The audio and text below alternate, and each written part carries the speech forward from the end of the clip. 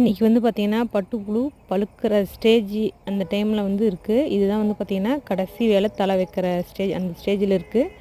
இப்போ என்ன பிரச்சனை அப்படின்னு பார்த்தீங்கன்னா, பட்டுப்புழு வந்து பார்த்திங்கன்னா நார்மலாக ஒரு 6 நாள் வந்து ஃபுல்லாக 2 வேளையும் வந்து கிட்டத்தட்ட ஒரு 12 வேளை தலை வந்து நார்மலாக சாப்பிடும்.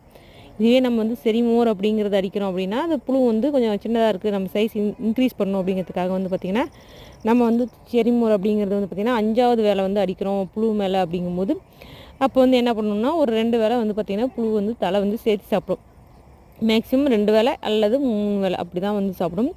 அப்படி தான் நாங்களும் இந்த டைம் அடித்தோம். ஆனாலுமே வந்து பார்த்திங்கன்னா நமக்கு 12 வேளை திங்கிற புழு வந்து பார்த்திங்கன்னா இன்றைக்கி வந்து 15 முடிஞ்சு 16வது வேளை வைக்கிற அளவுக்கு ஆகிப்போச்சு. இன்னுமே வந்து பார்த்திங்கன்னா 1, 2 அந்த புழு வந்து நூல் கட்டுற அளவுக்கு அந்த ஒரு சாம்பிள் வந்து வரவே இல்லை.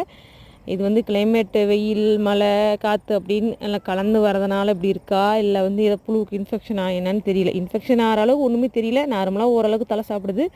இந்த அனல் இருக்கிறது அப்படிங்கிறதுனால கொஞ்சம் இலையுமே காஞ்சி போயிடுது. அந்த மாதிரி ஒரு அன்ஸ்டேபிளான நிலையில் இருக்குது புழு. ஆனாலுமே புழு வந்து பார்த்திங்கன்னா 5வது வேளை தலை சாப்பிட்டாலுமே வந்து பார்த்திங்கன்னா நம்ம ஒரு சிண்டு விரலை விட கொஞ்சம் பெருசாக இருக்கணும் புழு. ஆனால் வந்து பார்த்திங்கன்னா கொஞ்சம் கம்மியாக தான் இருக்குது. சைஸை பொறுத்த வரைக்கும் பார்த்திங்கன்னா அது தலை சாப்பிட்ட அளவுக்கு சைஸ் வரவே இல்லை. மழை காலம் பனிக்காலம் அப்படியெல்லாம் இருக்கிற டைம் வந்து பார்த்திங்கன்னா சில டைம் வந்து பார்த்திங்கன்னா 17, 18 வேளை கூட புழு சாப்பிட்ருக்கு. அதெல்லாம் வந்து பார்த்திங்கன்னா நம்ம ஓரளவுக்கு வந்து ஓகே மழை காலம் அப்படிங்கிறதுனால அதுக்கு வந்து ஹீட் கரெக்டாக கிடைக்கல, அதனால தலை சாப்பிடுது. தலை சாப்பிட்டா ஒன்றும் பிரச்சனை இல்லைங்க, நல்லா புழு பெருசாகுது அப்படின்னு தான் நம்ம நினைப்போம்.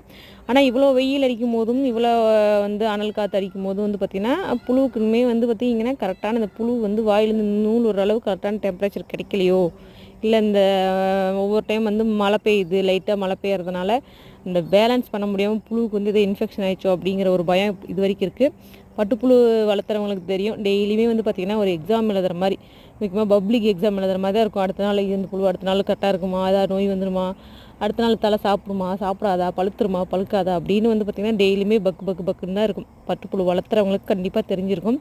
ஏன்னா வந்து பார்த்திங்கன்னா நம்ம பட்டுப்புழு வந்து வந்துச்சுன்னா நமக்கு ஈல்டு கிடைக்கும். ஒரு 20 நாளில் நம்ம வருமானம் பார்க்குறது அப்படிங்கிறத விட தாண்டி நம்ம வந்து ஜாக்கிக்காக ஒரு அமௌண்ட் ஒரு 2000, 3000 கொடுத்து வாங்குகிறோம் அப்படின்னாலும் நம்ம ஒரு 20 நாள் வந்து பார்த்திங்கன்னா தலை அறுத்து வச்சு நம்ம ஆள் கூலி, அப்புறம் தலை அறுத்து வச்ச தலையும் போயிடும், ஆள் கூலியும் போயிடும். அதுக்கு வந்து பார்த்திங்கன்னா டைம் வேஸ்ட் ஆயிடும். இது எல்லாமே இப்போ பட்டுப்புழுக்கு ஏதாவது இன்ஃபெக்ஷன் ஆயிடுச்சு அப்படின்னாவே எல்லாமே வந்து காலி ஆயிரும். அந்த மாதிரி ஆயிரும். நல்லா வந்தால் கூட ஓரளவுக்கு வந்து பார்த்திங்கன்னா நமக்கு ஸ்டேபிளாக இருக்கும். அடுத்த டைம் ஓகே புழு வைக்கலாம் அப்படிங்கிற ஒரு மோட்டிவேஷனாக இருக்கும். ஒரு டைம் புழு வந்து எல்லாம் இறந்துருச்சு கருப்பாக போயிடுச்சு அப்படின்னாவே நமக்கு அடுத்த டைம் புழு வைக்கலாமா வேண்டாமா அப்படிங்கிற மாதிரி ஒரு பப்ளிக் எக்ஸாம் எழுதுனா எப்படி பயமாக இருக்கும் அப்படி தான் இருக்கும்.